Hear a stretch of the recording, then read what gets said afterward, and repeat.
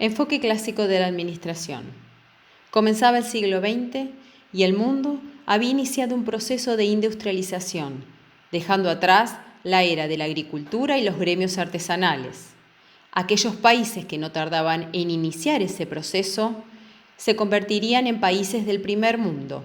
En ellos las industrias conquistarían un espacio económico y financiero de la época, y las fábricas no cesarían de crecer.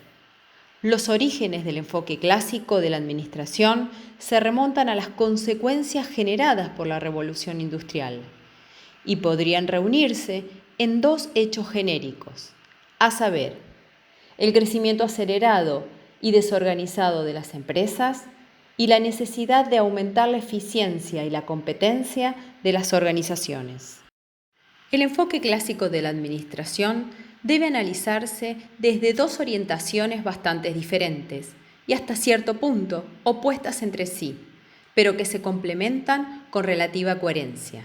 En el enfoque, dos ingenieros desarrollaron los primeros trabajos respecto de la administración. Uno era americano, Frederick Taylor, que desarrolló la llamada Escuela de Administración Científica, preocupada por el aumento de la eficiencia en la industria, a través de la racionalización del trabajo del obrero. Por otro lado, un europeo, de origen francés, Henri Fayol, que desarrolló la llamada teoría clásica, preocupada por aumentar la eficiencia de la empresa a través de su organización y la aplicación de principios generales de la administración con base científica. Iniciemos el análisis de la administración científica. Su fundador, Frederick Taylor, nacido en Filadelfia y educado dentro de una mentalidad de disciplina, devoción al trabajo y al ahorro, en sus primeros estudios tuvo contacto directo con los problemas sociales y empresariales derivados de la revolución industrial. Inició su vida profesional como obrero en 1878 en una siderúrgica, pasando a capataz, supervisor, jefe de taller e ingeniero en 1885. Esto llevó a Taylor a estudiar los problemas de la producción hasta en su mínimo detalle.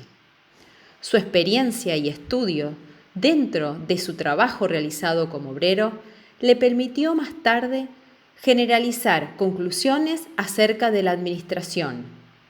Su teoría siguió un camino de abajo hacia arriba y de las partes hacia el todo en la organización.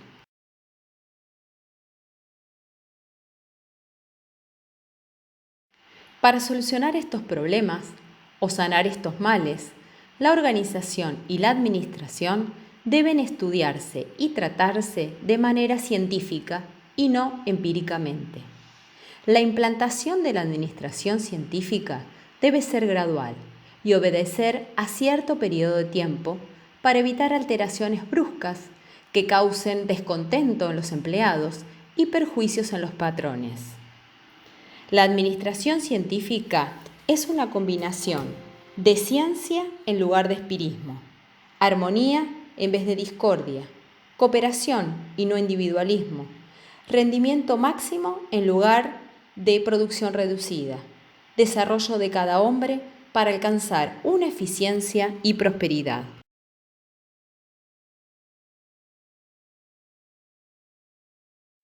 El intento de sustituir método empírico y rudimentario por los métodos científicos en todos los oficios recibió el nombre de organización racional del trabajo.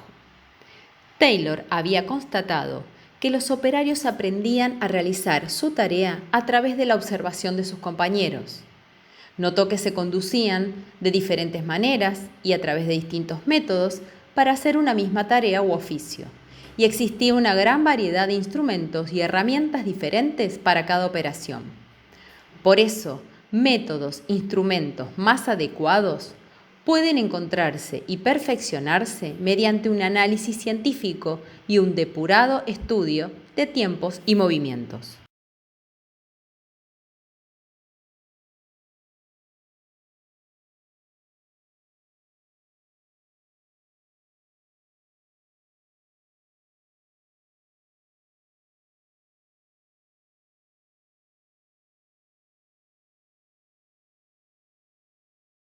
Un principio es una afirmación válida, una previsión anticipada de lo que deberá hacerse si ocurre una determinada situación. Esto condujo a la mayoría de los ingenieros de la administración científica a pensar en principios que podrían aplicarse a todas las situaciones posibles de la empresa, en su preocupación por racionalizar, estandarizar y establecer normas de conducta al administrador.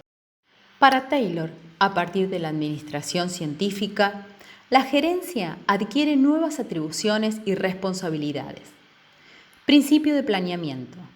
Debe sustituirse la improvisación por la ciencia, mediante la planeación del método. Principio de preparación. Además de la selección científica de los trabajadores, deben prepararse maquinarias y equipos de producción, como también la distribución física y la disposición racional de las herramientas y materiales. Principio de control. Se debe certificar que el trabajo se esté realizando de acuerdo a las normas establecidas y según el plan previsto. Principio de ejecución. Se debe distribuir atribuciones y responsabilidades. Estos son los 4 principios fundamentales, pero de ellos se desprenden otros principios implícitos, a saber, el estudio del trabajo de los operarios y descomponerlos en movimientos útiles y perfeccionarlos. Estudiar cada trabajo antes de fijar el modo en que deberá ser ejecutado. Seleccionar científicamente a los trabajadores.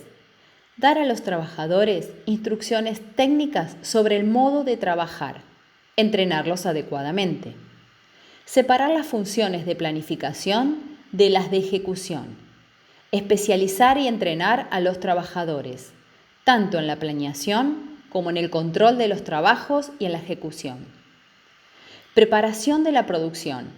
Planearla y establecer premios e incentivos para cuando fueran alcanzados los estándares establecidos. Estandarizar utensilios, materiales, maquinarias, equipos, métodos y procesos de trabajo a ser utilizados. Controlar la ejecución del trabajo y mantenerlos en los niveles deseados. Perfeccionar, corregir y premiarlos. Clasificar de forma práctica y simple los equipos, procesos y los materiales a ser empleados para la producción, para su fácil manejo y uso.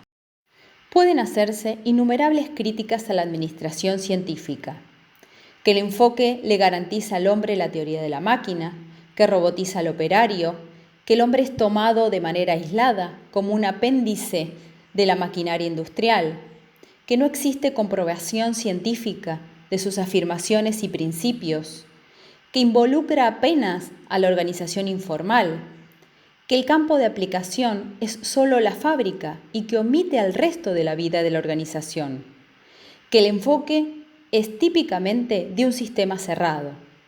Sin embargo, estas limitaciones y restricciones no reducen el hecho de que la administración científica fue el primer paso a la búsqueda de una teoría administrativa.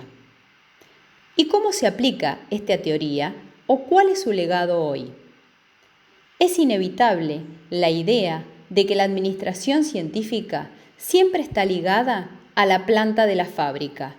Sin embargo, el taylorismo está presente en todos los fenómenos productivos, en los bancos, restaurantes, en los puertos, centros de distribución, oficinas de compañías y en famosas casas de comidas rápidas, donde las operaciones de los establecimientos están basados en los conceptos de una organización que produce algo en serie y dependen totalmente del taylorismo.